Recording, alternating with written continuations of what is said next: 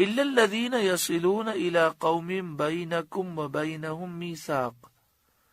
مگر وہ جو ایسی قوم سے تعلق رکھتے ہیں کہ تم میں ان میں معاہدہ ہے، یعنی وہ منافقین کا تعلق اس قبیلے سے ہے جس سے تم نے معاہدہ کیا ہوا ہے کہ ہم تم پر حملہ نہیں کریں گے، تو ایسے لوگوں کو قتل نہ کرو، مگر دوستی اور محبت کے تعلقات وہ تو ہر حال میں منع ہے۔ یہ استثناء قتل کی طرف راجع ہے، کیونکہ کفار و منافقین کے ساتھ موالات کسی حال میں جائز نہیں، اور عہد سے یہ عہد مراد ہے کہ اس قوم کو اور جو اس قوم سے جا ملے اس کو امن ہے، جیسا کہ سید عالم صلی اللہ علیہ وسلم نے مکہ مکرمہ تشریف لے جاتے وقت ہلال بن اویمر اسلمی سے معاملہ کیا تھا۔ نبی اکرم صلی اللہ علیہ وآلہ وسلم نے کسی سے یہ کہہ دیا کہ تمہارے لیے امن ہے اور جو تم سے مل جائے اسے بھی امن ہے، تو اگر یہ منافقین اس قوم سے ملے ہوئے ہیں تو ان پر تم حملہ نہ کرو، ہاں تمہیں دوستی رکھنے کی اجازت نہیں ہے۔ او جاؤکم حصغت صدورہم ان یقاتلوکم، یا تمہارے پاس یوں آئیں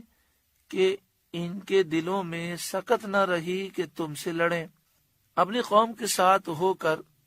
اپنی قوم سے مل کر تم سے لڑنے کی ان میں طاقت نہ ہو۔ او یقاتلوا قومہم،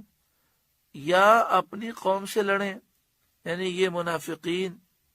تمہارے ساتھ مل جائیں اور تم سے مل کر اپنی قوم سے مقابلہ کریں، اس کی بھی وہ سکت نہ رکھیں تو پھر تم انہیں قتل نہ کرنا۔ وَلَوْ شَاءَ اللَّهُ لَسَلَّطَهُمْ عَلَيْكُمْ فَلَقَاتَلُوكُمْ، اور اللہ چاہتا تو ضرور انہیں تم پر قابو دیتا تو وہ بے شک تم سے لڑتے، لیکن اللہ تعالیٰ نے ان کے دلوں میں رعب ڈال دیا اور مسلمانوں کو ان کے شر سے محفوظ رکھا۔ اللہ چاہتا تو مسلمانوں کا رعب چلا جاتا، وہ تم پر حملہ کر دیتے، اللہ نے فضل فرمایا۔ اس سے یہ بات یاد رکھیں کہ مسلمانوں کا رعب یہ اللہ تعالیٰ کی غیبی مدد ہے، اور یہ رعب قائم ہوتا ہے دین پر عمل کرنے سے۔ آج مسلمانوں کی تعداد تو کروڑوں میں ہے، 175 کروڑ مسلمان ہیں، 61 اسلامی ملک ہیں، اور کسی ملک کی فوج 5 لاکھ ہے، کسی کی 10 لاکھ ہے، کسی کی 2 لاکھ ہے۔ اگر ٹوٹل کریں تو یہ 50 لاکھ 1 کروڑ سے زائد فوج بنتی ہے۔ مسلمان ایٹمی طاقت ہیں، ہیرے جواہرات، پیٹرول اور دیگر خزانوں کی کانیں مسلمانوں کے پاس ہیں، لیکن گناہ کرنے کی وجہ سے ہمارا رعب ختم ہو گیا، جگہ جگہ ہم پر ظلم کیا جا رہا ہے۔ اللہ تعالی ہمیں سچی پکی توبہ نصیب فرمائے۔ آگے شرط فرمایا فَإِنِ اعْتَزَلُوكُمْ فَلَمْ يُقَاتِلُوكُمْ، پھر اگر وہ تم سے کنارہ کریں اور نہ لڑیں، وَأَلْقَوْا إِلَيْكُمُ السَّلَمَ، اور صلح کا پیغام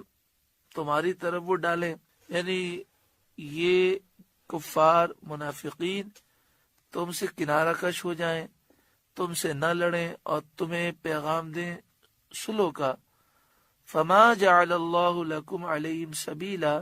تو اللہ نے تمہیں ان پر کوئی راستہ نہ رکھا، تمہیں اس کی اجازت نہیں ہے کہ تم انہیں قتل کرو، تمہیں ان سے جنگ کرنے کی اجازت نہیں۔ لیکن بعض مفسرین کہتے ہیں کہ یہ حکم آیت فَقْتُلُوا الْمُشْرِكِينَ حَيْثُ وَجَدْتُمُوهُمْ سے منسوخ ہو گیا، مشرکوں کافروں کو قتل کرو جہاں تم پاؤ، تو اس سے یہ حکم منسوخ ہو گیا۔ سَتَجِدُونَ آخَرِينَ يُرِيدُونَ أَن يَأْمَنُوكُمْ وَيَأْمَنُوا قَوْمَهُمْ، اب کچھ اور تم ایسے پاؤ گے جو یہ چاہتے ہیں کہ تم سے بھی امان میں رہیں اور اپنی قوم سے بھی امان میں رہیں۔ مدینہ طیبہ میں قبیلہ اسد اور غطفان کے لوگ دکھلاوے کے لیے اسلام کا کلمہ پڑھتے تھے اور اپنے آپ کو مسلمان ظاہر کرتے تھے، اور جب ان سے کوئی اپنی قوم سے ملتا اور وہ لوگ ان سے کہتے کہ تم کس چیز پر ایمان لائے، تو وہ لوگ کہتے ہیں کہ بندروں بچھوؤں پر ہم ایمان لائے۔ اس انداز سے ان کا مطلب یہ تھا کہ دونوں طرف سے رسم و راہ رکھیں، دونوں طرف سے فائدہ اٹھائیں، کسی جانب سے انہیں نقصان نہ پہنچے۔ یہ لوگ منافقین تھے، ان کے بارے میں یہ آیت نازل ہوئی۔ سَتَجِدُونَ آخَرِينَ يُرِيدُونَ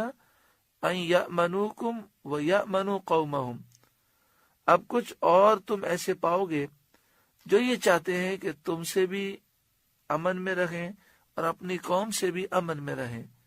كُلَّمَا رُدُّوا إِلَى الْفِتْنَةِ أُرْكِسُوا فِيهَا، جب کبھی ان کی قوم انہیں فساد کی طرف پھیرے تو اس پر اوندھے گرتے ہیں۔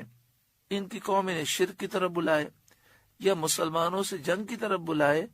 تو یہ شرک کی طرف جاتے ہیں، جنگ کی طرف جاتے ہیں، لیکن مسلمانوں کے سامنے یہ باتیں اس لیے کرتے ہیں تاکہ مسلمانوں سے یہ امن حاصل کریں۔ فَإِن لَّمْ يَعْتَزِلُوكُمْ، پھر اگر وہ تم سے کنارہ نہ کریں، وَيُلْقُوا إِلَيْكُمُ السَّلَمَ، اور جنگ سے باز آ کر صلح کی گردن نہ ڈالیں، صلح کا پیغام نہ دیں، وَيَكُفُّوا أَيْدِيَهُمْ، اور اپنے ہاتھ تم سے نہ روکیں، تمہیں نقصان پہنچائیں، فَخُذُوهُمْ، تو انہیں پکڑو، وَاقْتُلُوهُمْ حَيْثُ ثَقِفْتُمُوهُمْ،